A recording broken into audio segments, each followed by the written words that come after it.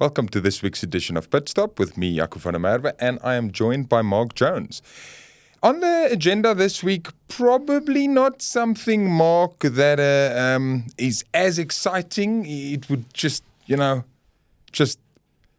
from a pure adrenaline petrol head perspective, it's not a V8 or a 4-liter engine, but it's rather the addition of the 1-liter TSI to the Polo Sedan range, which is actually, I think sedans these days often get overlooked, obviously, because it's a dying breed with all the SUVs, but that specific engine to that specific range in the whole of the brand, that's actually quite a big thing.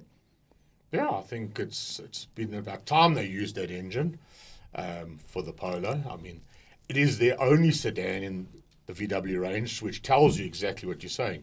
Sedans aren't popular, but I mean, you've got to drive that actual Polo sedan. It's quite cool. It does everything you expect it to do. It's got no frills or whatever. But it just drives easy, it's relaxed, it's kind of what you expect. It does what the box says, and I think that's what makes it popular. It's why people, I think, quite like Polo Sedan, as in normal people. Youngsters never going to go for that. But anybody who wants a bit of common sense transport, Polo Sedan. I think nowadays, almost if you're talking budget sedans, isn't there a bit of a Uber stigma to it? A little bit. I think it's massive. Yes. I mean, if you tell someone Corolla Quest, then they think, oh, it's the Uber. Yeah.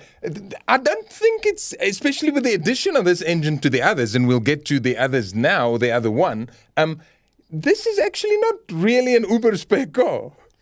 It's not, but we are in South Africa, and you ask anybody, I think, under the age of 35 or 25, pick a number. Anything with a boot these days that's an Uber, and they run a mile from it.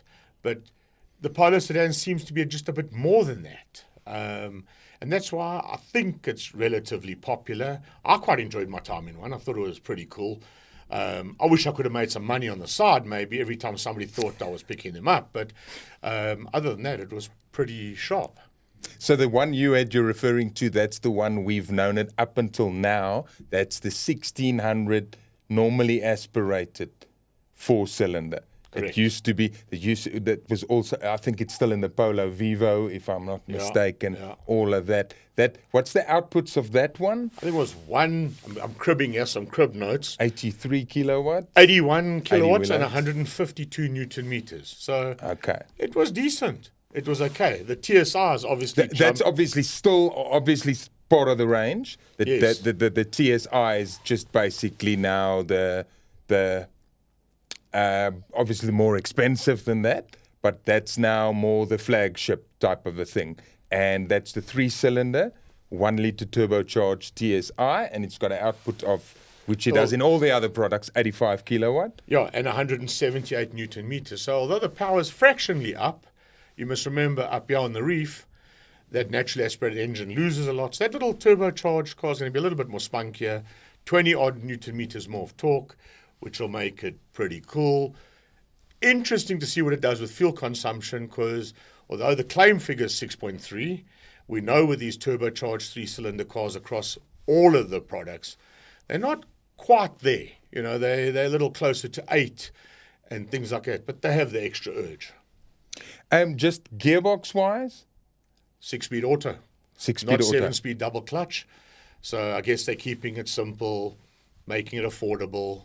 I mean, why? Who's going to use a double clutch Polo Sedan? I can't see that working. Although the normal Polo has a double clutch. Yes. But they're just keeping it simple. Tiptronic kind of auto box. Easy driving.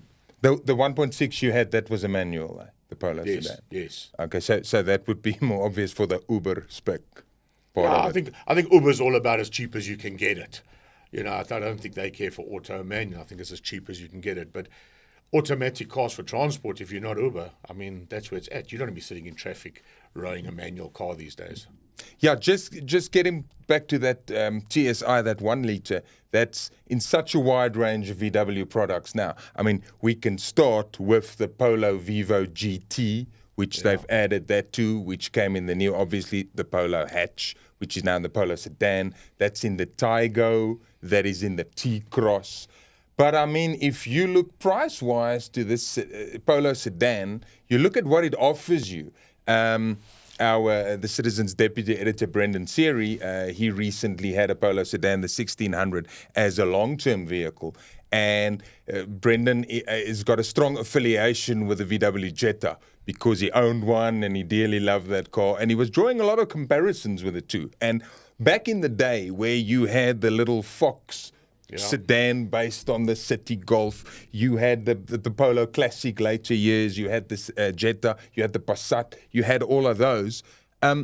It's easy to sort of think that the Polo sedan currently is maybe a smaller or a lesser car space-wise, but it is absolutely not. It's like Brendan says, it's as big as the Jetta was before. It's actually almost like it's filled the shoes of the Jetta.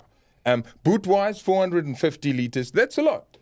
That's the thing. All these newer cars have grown.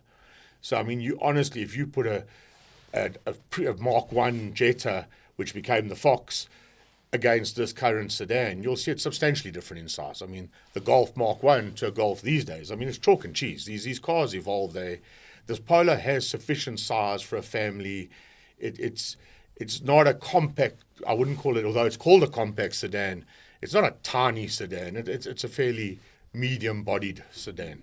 Yeah, and there's quite a big difference if you look at the more compact sedans out there, like the little Suzukis, the Desires, the Honda Amaze, you get the Proton, is it the Saga? Yeah. All these either just under 4 or just over 4 meters, where the Polo is like 4.5 meters. So yeah, it's and obviously speaking of size, I mean obviously with the world being obsessed with SUVs, if you look elsewhere in the VW stable and you think to get that 85 kilowatt TSI engine, you're paying $460 for around about $460 for a T-Cross. Yeah, which not is cheap, yeah. Yeah, which is sort of the Polo hatch on stilts. Correct. SUV, raised body, a bit, all of that.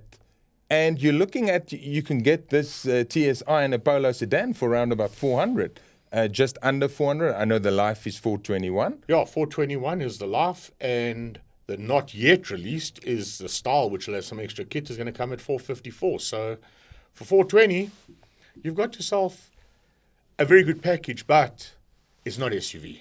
I think that's always going to count against. That's the thing. And for any, driving enthusiast, so to speak, the old sedan setup compared to the SUV, the drivability of a sedan, it's just still a different level. I mean, lower center of gravity.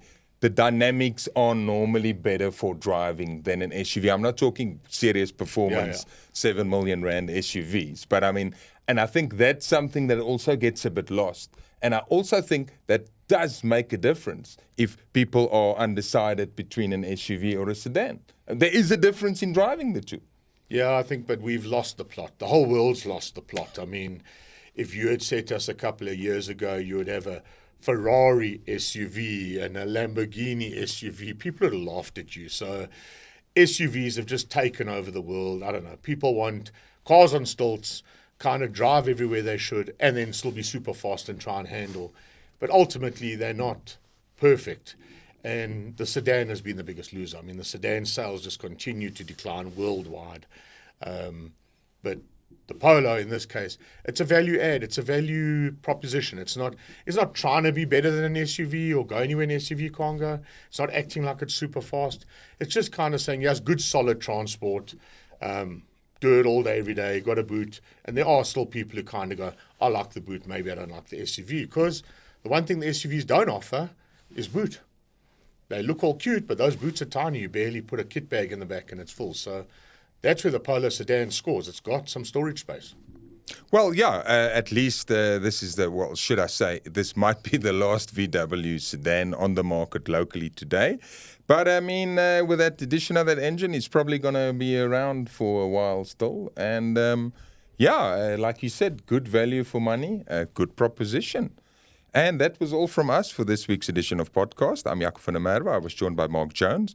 Please, if you like this podcast, go and click the like. You can share it. And also follow us, the Citizens YouTube channel, and you can catch up with us every week. Thank you for listening. Cheers.